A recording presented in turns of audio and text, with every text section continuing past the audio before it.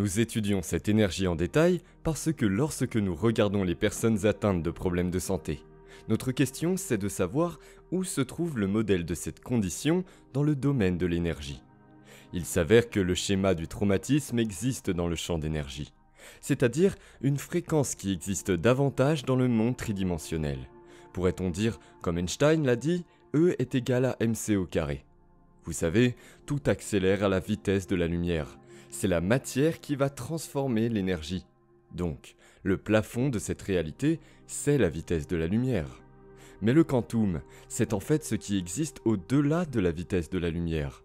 C'est là que les choses ne sont plus séparées. C'est là que les choses sont plus interconnectées. Même le temps n'existe pas. Il y en a beaucoup moins dans une moindre mesure. Donc, si d'un point de vue théorique, la personne peut augmenter son énergie au point qu'elle est plus connectée et moins séparée que lorsqu'elle commence à avancer et à reculer dans le temps. C'est une construction. Le temps est une construction. Ils ne vont en fait nulle part. Parce que dans le champ quantique, le passé, le présent et l'avenir existent tous dans l'éternel maintenant. Toutes les possibilités existent dans le moment présent éternel. Ainsi, lorsque les gens sont vraiment présents et intentionnels, le fait d'être présent, d'être intentionnel, peut littéralement changer le modèle dans cette fréquence appelée le quantum, où les choses commencent à se réorganiser. Et cela pourrait avoir des changements importants dans la biologie d'une personne. Parce qu'Einstein a dit que le champ est la seule agence dirigeante de la particule, il n'a pas dit que la particule contrôle la particule. Il a dit que le champ contrôle la particule. Changez de champ, changez de séquence sur le champ, vous changez de matière. Donc, l'énergie dans cette vibration, c'est quand vous avez des promesses, c'est de l'énergie gelée. Ce sont des séquences gelées qui doivent littéralement être réorganisées. La seule façon de le faire est d'atteindre un certain niveau de conscience, un certain niveau du moment présent. Ça peut réellement commencer à changer ce modèle sur le champ. Et le modèle dans le quantum, tous ceux qui sont passés, présents et futurs, existent tous dans le présent. Nous pensons donc que nous allons quelque part pour le faire. Mais si vous êtes dans le quantum, il n'y a nulle part où aller. Parce que vous êtes partout, il n'y a même pas de temps, il y a même de l'espace. Si vous n'avez pas d'espace, vous n'avez pas de temps. Car le temps est créé par une séparation de deux points de conscience. Donc si vous êtes dans le domaine unifié, ce champ d'énergie qui couvre tout ce qui est matériel et que vous ressentez l'unité et l'intégralité. Alors vous exécutez de plus grands effets sur la nature de la réalité, car vous êtes à une fréquence qui peut changer le modèle. Et le modèle change le moment présent, bien qu'il semble être dans la mémoire du passé. Mais c'est vraiment dans le présent. Et je pense que c'est ainsi que les gens voient des changements très importants lorsqu'ils retournent à la mémoire. Ils remplacent la nouvelle mémoire parce que la substitution dans le moment présent, c'est exactement ce qui change le passé, le présent et l'avenir simultanément. Et échanger certaines émotions contre des émotions plus productives, est-il possible que non seulement il y ait un changement dans la façon dont la personne ressent son bien-être, mais y a-t-il un changement dans l'expression des gènes ? Et nos recherches montrent que en 4 jours, si les personnes font cela, ils commencent à activer des gènes qui suppriment la croissance tumorale et la croissance du cancer. Ils stimulent les gènes qui activent le stress oxydatif qui aident à réparer et à arrêter le vieillissement. Ils activent des cellules qui développent de nouvelles cellules cérébrales, des cellules souches également stimulées par l'expression du gène qui commence à aller dans les tissus endommagés et à les réparer. Et c'est juste en 4 jours. Donc, d'un point de vue théorique, les gènes sont comme des lumières des sapins de Noël qui s'allument et s'éteignent tout le temps. Et quand ils sont signalés par quelque chose dans l'environnement, c'est généralement ce qui fait que le gène s'exprime. Les gènes produisent des protéines. Les protéines sont responsables de la structure et de la fonction du corps. Est-il donc possible de signaler le gène avant l'environnement ? Et c'est la préoccupation de la question que nous avons posée. Parce que si vous élevez votre état émotionnel et que vous vous combinez avec une intention claire, votre cerveau et votre corps ne connaissent vraiment pas la différence entre ce qui se passe dans votre monde extérieur et ce qui se passe dans votre monde intérieur. Dans votre corps, l'inconscient croit qu'il vit dans cette situation environnementale. Et maintenant, vous sélectionnez l'instrumentation du gène. Maintenant, il doit être maintenu pendant un certain temps. Alors, une personne doit développer une nouvelle habitude pour y arriver, et donc, dans une période d'une semaine, on vient de terminer un événement juste en bas de la rue ici. Je suis à Londres, dans la même rue que vous, et nous avons vu des gens avec des changements très importants dans tout type de cas. D'une maladie non syndrome à une maladie cardiaque, en passant par une douleur chronique jusqu'à la dépression. Parce qu'ils ont vraiment eu l'occasion de commencer à examiner leurs pensées inconscientes ou à remarquer leurs comportements et habitudes automatiques et à regarder certaines émotions qu'ils vivent qu'ils ne savaient même pas qu'ils vivaient, parce qu'ils se sentaient trop comme eux. Et quand ils ont commencé à faire des changements importants, la maladie existe en quelque sorte dans l'ancienne personnalité. Et ils sont littéralement quelqu'un d'autre. Nous avons donc vu cela d'un point de vue biologique. Je ne suis pas sûr de croire quoi que ce soit que je vois à la télévision. Je ne suis tout simplement pas sûr que ce soit réellement factuel. Et vous savez, je voyage à travers le monde.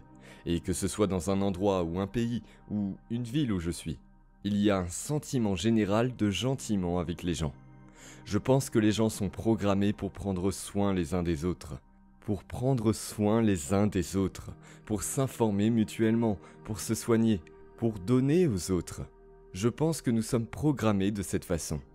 Et je pense que si vous voulez diminuer ce genre de comportement vertueux, vous créez les hormones du stress et vous créez de la peur.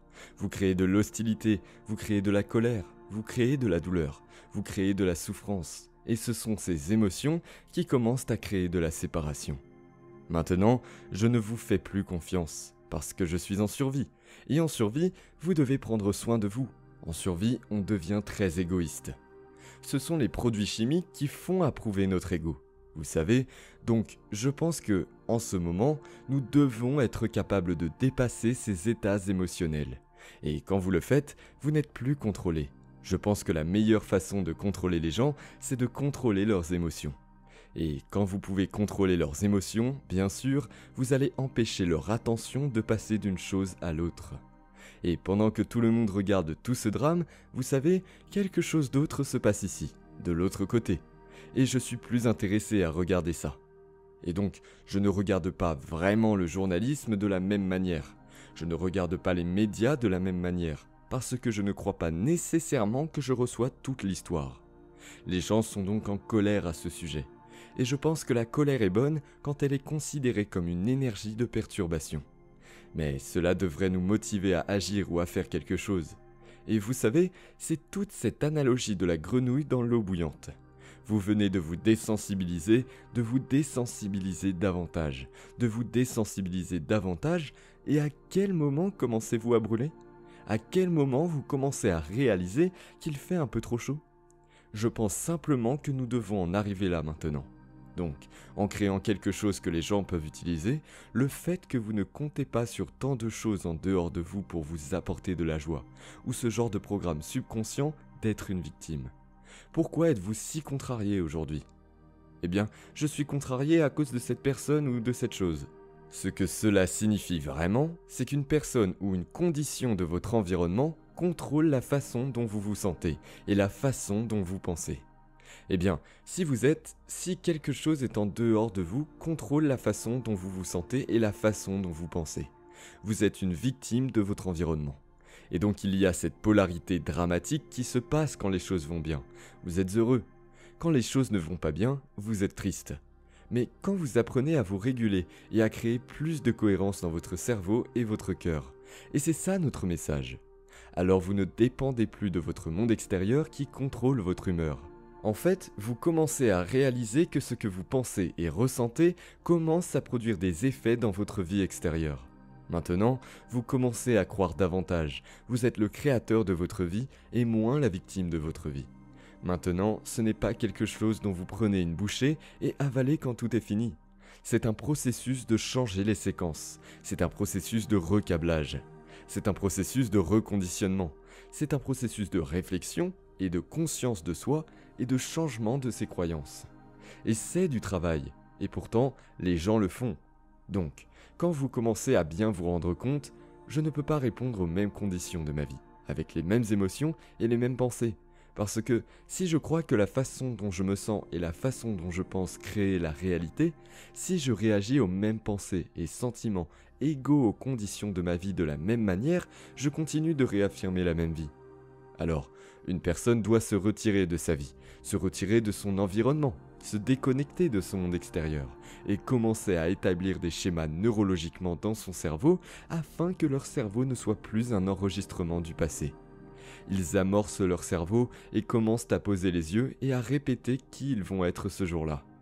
Et l'acte de répétition mentale commence à installer le matériel neurologique dans leur cerveau. Leur cerveau a l'apparence comme si l'expérience était déjà en train de se produire, ou s'est déjà produite. Maintenant, le cerveau n'est plus un enregistrement du passé. Maintenant, nous créons une carte de l'avenir. Alors, l'action de répétition et d'installation de matériel neurologique. En tirant et en câblant les mêmes circuits, le matériel devient un logiciel. Ce qui signifie que vous allez commencer à agir automatiquement comme une personne différente. Vous allez commencer à penser automatiquement de nouvelles façons. Et puis d'échanger la culpabilité, l'anxiété, l'agression, la haine ou la colère, pour dire que ce sont des émotions du passé. Et tant que je vis par ces émotions influencent mes pensées. Les émotions sont des enregistrements du passé, alors je pense au passé. Donc mon passé va être mon avenir.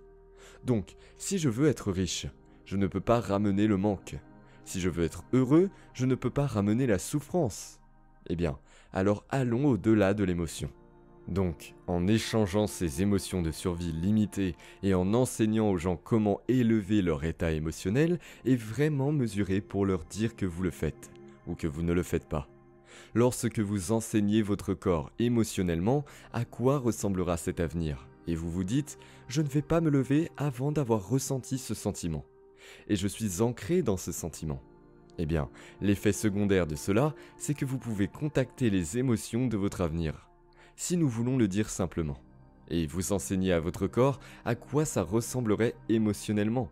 La joie, la gratitude, l'appréciation, l'amour pour la vie, la joie de l'existence, l'inspiration.